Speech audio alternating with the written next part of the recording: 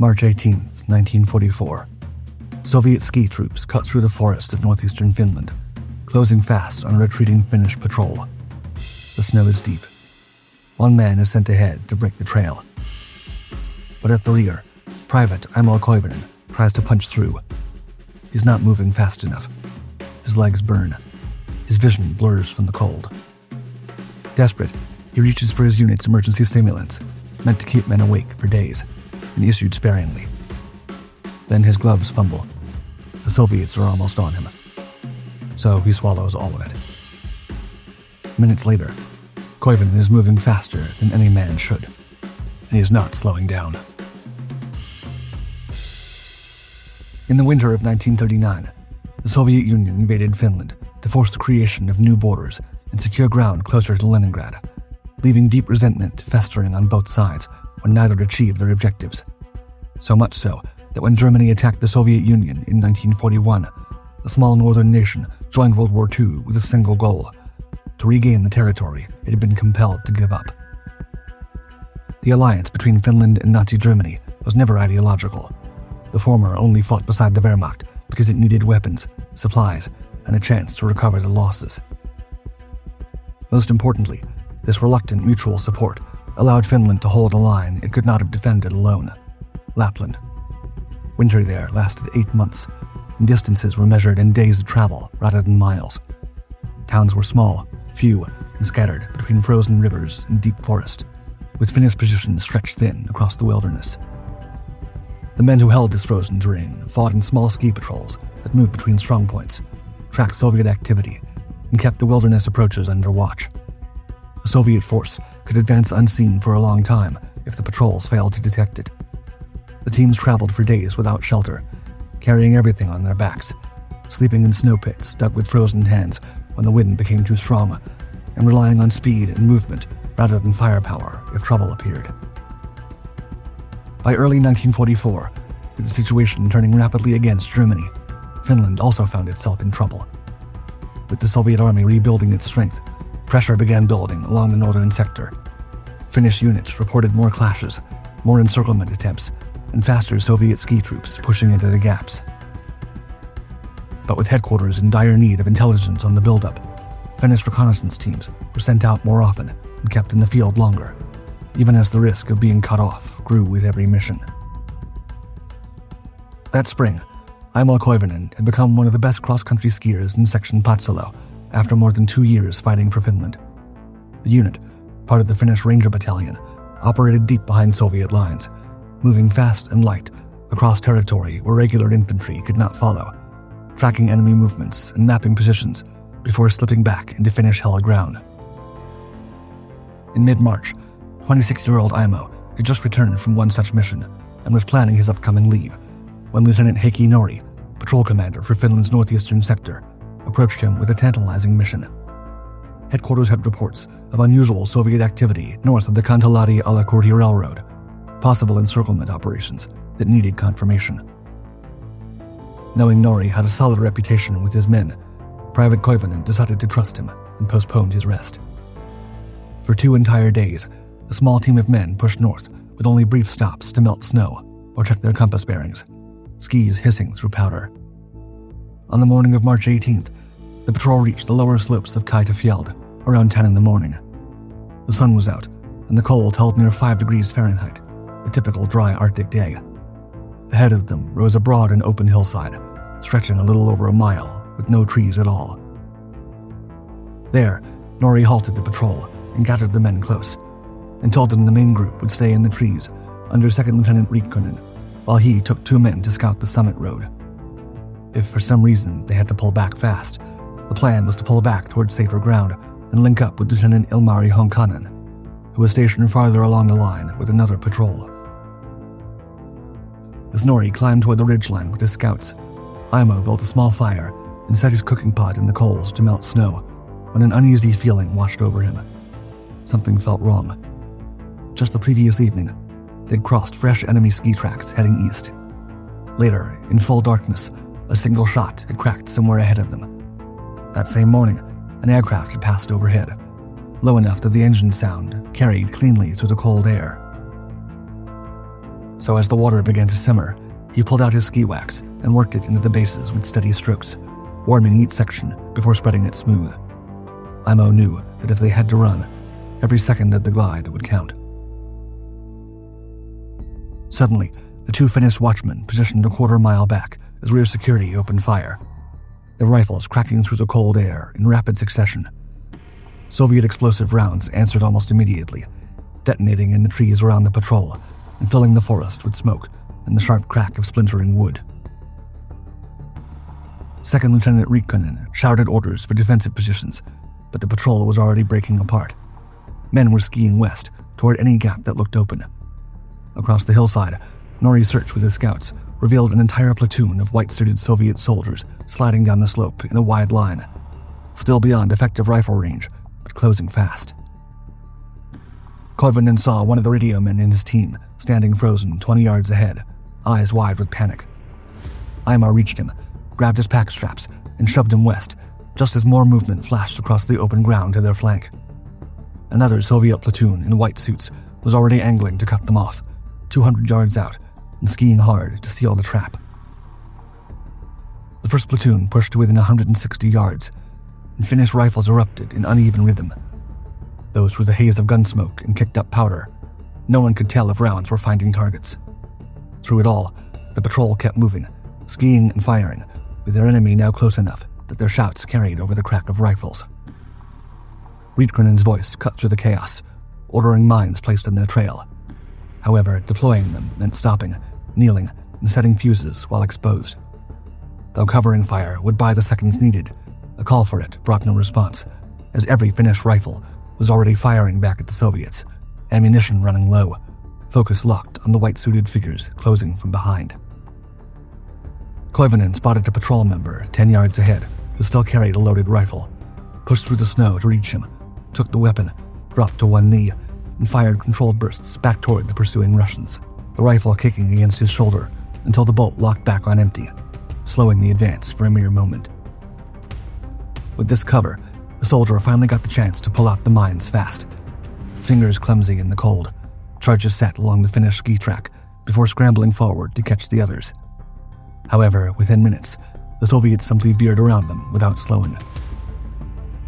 Getting desperate, one of the Finns shouted to abandon them and just ski faster, while others yelled back that no one could break trail faster through knee-deep powder. A rear guard was the only way to buy time. Yet, with a full platoon of Soviets behind them, maybe more, and only 2 Finnish riflemen with dwindling ammunition holding the rear, the patrol needed someone strong enough to break trail faster at the front, someone who could carve a path through the deep snow and give them all a chance to escape. Someone like Finland's best cross-country skier. With nothing but fear and anger pushing him forward, Aimo Koivunen broke trail at the head of the column, driving his legs harder with each stride while the group followed in his track.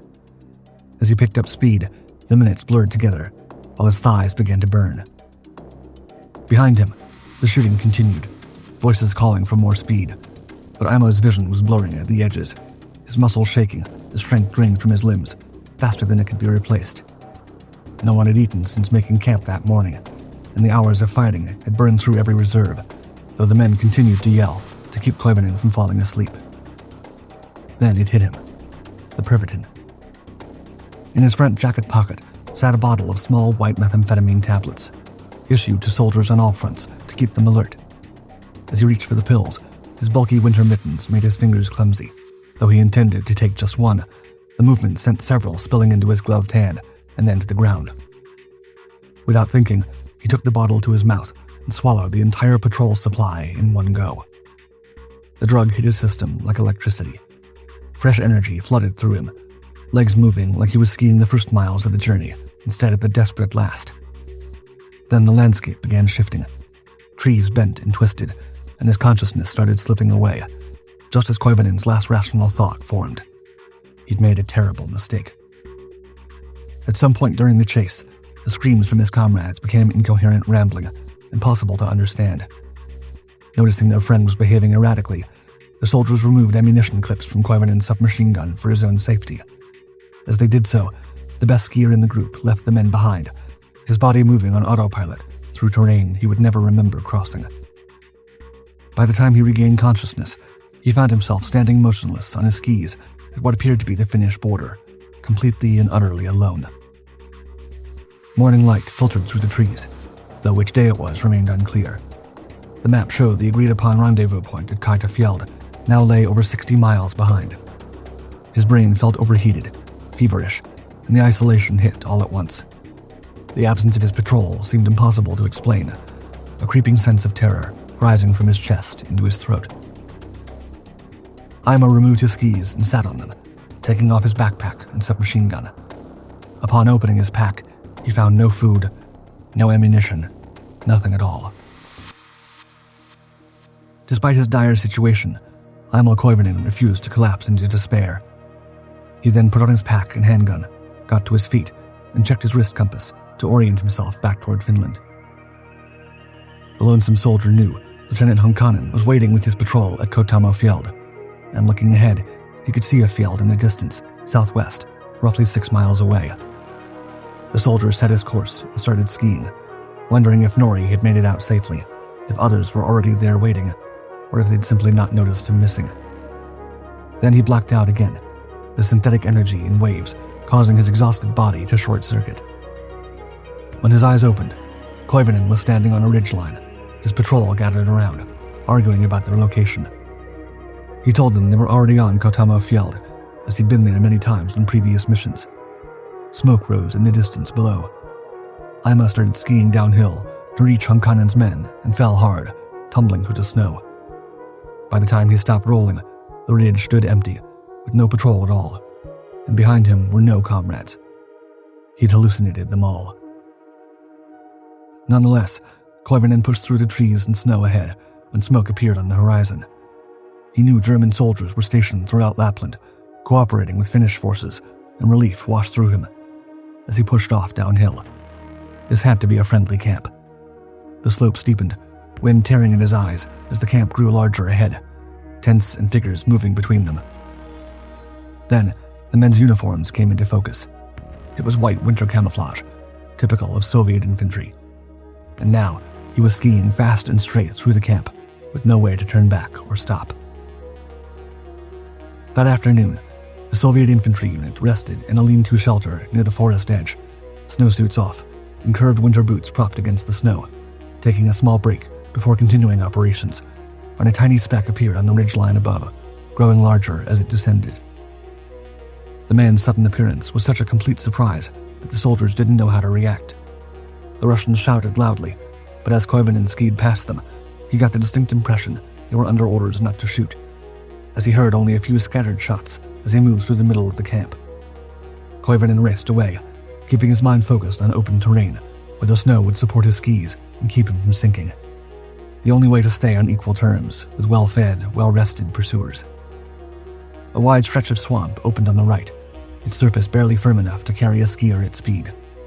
It pulled him north, farther than he wanted, but direction mattered less than staying on open snow. For now, capture was the greater risk. By then, the pursuers were close enough that he could hear their skis cutting the crust behind him. He reached the crest of the ridge with only a narrow lead left, and the slope on the far side finally opened a gap. 300 feet of distance appeared as he dropped into the run, weight forward, skis humming over the hard snow. Halfway down, the weather turned for the worse. Loose flakes thickened into sharp ice crystals that stung his face and forced his eyes nearly shut. What had begun as a light flurry tightened into a full Arctic squall, the wind pushing sideways across the ridge and wiping out the horizon in seconds. There was no choice now but to stay on his feet and keep moving. The storm erased the tracks behind him as fast as he made them. He skied through the blizzard for nearly an hour, the slope falling away under him and darkness settling across the high ground. By morning, the mountain was behind him, the storm had spent itself, and his pursuers were gone. At last, Aimo Koivunen could rest. The days blurred together as Aimo skied west through dense spruce forest, stopping only when exhaustion forced him down. As he moved toward Finland, he built small fires and slept in depressions like a nesting bird, his fur vest pulled tight against the cold that never left. While ascending a slope one morning, fresh pine tips caught his eye. He filled his cooking pot and boiled it for hours until the liquid turned thick and dark. The soup warmed him from the inside, finally giving him the energy he needed. That night, after making camp under a fallen spruce, fire crackling as sleep pulled him under, a wolverine appeared in the drug-fueled haze, creeping closer through the trees. Aimo drew his knife and struck with everything he had, waking to sharp pain shooting through his hand, only to see his wrist compass lay shattered, glass cracked, needle spinning uselessly. Without navigation, for the rest of his journey, he could only guess at west and keep moving. The next day, his legs gave out mid-slope, and Aimo blacked out once more. Upon awakening, he saw one of his close friends standing before him. As the delirious Koivunen followed him to a nearby tree, his equipment got stuck, and the friend nonchalantly told him to leave it behind. When consciousness returned, the soldier was skiing alone across empty snow, already miles from where he'd sat down, with no gun and no backpack, thanks to his latest hallucination. All through the night, still deep in a hallucination, Koivunen chased a light he believed to be a cabin, but was actually the North Star of Polaris. In the morning, Aimo found a single ski track cutting across the snow and followed it, moving in a half-conscious state through the cold. The track led toward a set of barbed wire obstacles and low dugouts that looked like a German guard post. Just as he stepped out of his bindings, he called out to no answer. Seeing a narrow gate in the wire standing wide open, the soldier took a few steps inside before an abandoned mine detonated right under his left foot, throwing him into waist-deep snow. As he woke up, the sheer sight of his injury caused him to become dizzy. Clenching his jaw to mitigate the pain, with the nearest dugout a few 100 feet away, the soldier began crawling toward it. Upon opening the doorway with what little energy he had left, a powerful and sudden blast tore through the dugout. Now, with his eyes burning and his winter clothing shredded by the explosion, he tore a strip from his undershirt, wrapped his foot as best he could, pulled his right sock over the dressing, and settled into a shallow depression, where he built a tiny fire between his knees and melted snow in a tin can to drink before falling into a short interval of sleep. Aimo Koivunen, now exhausted, suffering from both withdrawal and a major injury, waited days and nights for someone to help him, or at least to end his misery. Then the sound of gunshots cracking through the air woke him once again. With this, the Finn picked up a German landmine and held it ready, determined the Russians wouldn't take him alive. That day, as a Finnish patrol moved carefully through the abandoned German fortifications, checking for survivors and marking mine locations, the small group heard someone call out from ahead, the voice weak but unmistakably Finnish. The soldiers shouted back about bringing a sledge, but upon seeing Aimo Koivunen identify himself and beg for help, the patrol unit told him they could not help him right away, as their own sergeant had hit a mine and needed transport first. However, they promised to send someone back after reaching their group, then had no choice but to depart with their sledge, leaving Koivunen alone in the hole once again. As the hours became days alone once more, Aimo wondered whether the patrol forgot to report his location or never existed at all, if it was just another hallucination. He had no choice but to lie low, waking only to crushing hunger before drifting off again. At some point, strength returned enough to sit up and look around. A Siberian jay landed nearby, about 3 feet away, the holy bird of Lapland within reach. Moving the ski pole slowly, fearing the bird would fly at any moment, Koivunen struck with what little strength remained, then ate the entire animal in one sitting, raw. After weeks, he awoke to the sound of an airplane. Despite placing his fur hat on the ski pole and waving as hard as he could, the German reconnaissance plane circled once before turning toward an airstrip. Suddenly, Finnish voices echoed across the minefield, loud enough to wake him from the depression. Hearing his own name, he believed that either this was the cruelest vision yet, or actual soldiers looking for him. Aimo shrieked at the top of his lungs in response, and then waited for a while before a team cleared the nearby mines. About an hour later, boots crunched through snow to the edge of his hole. And the soldiers asked Koivunen to stand. When he couldn't, they lifted his body onto a sledge. Everyone expressed astonishment at finding anyone alive in such conditions, especially when, according to his calculations, he'd been by himself in the forest for at least a week. Within minutes, a A horse-pulled sledge carried him toward a hospital, consciousness fading as the journey continued without his awareness. At 2 a.m. on April 1st, the sledge reached a field hospital in Salla, a Finnish town in Lapland near the Soviet border. Later on, it became clear why the German aircraft had appeared at all. After Lieutenant Norrie reached Finnish lines, the worried leader reported that 2 men from his patrol had not returned. This emergency message moved through headquarters to a nearby German air detachment, which sent the reconnaissance flight along a likely withdrawal route.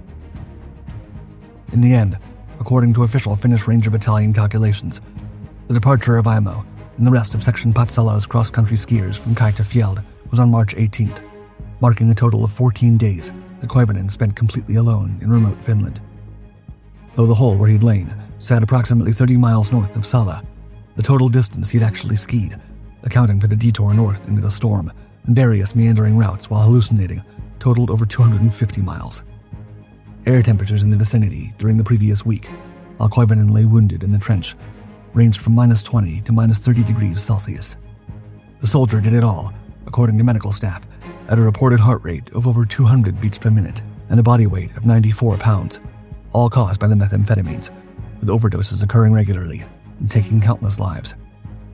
In the entire war, Aimo Koivunen remained the only documented case of surviving a massive Privitin overdose, his body somehow enduring what should have taken his life a dozen times over. But the same could not be said for Koivunen's beloved Finland. In June 1944, the Soviet Union launched a massive summer offensive that shattered Finnish defensive lines across the Karelian front. Finnish units that had held their ground for years were forced into retreat, giving up mile after mile under overwhelming pressure. By September, the nation had no choice but to sign an armistice with the Soviet Union, surrendering territory and agreeing to expel all German forces still in the country. What followed was the Lapland War, where Finnish troops drove their former partners north through burned towns and mined roads until the last German units crossed into Norway in early 1945. Finland remained independent, but the long Northern War had reshaped its borders forever.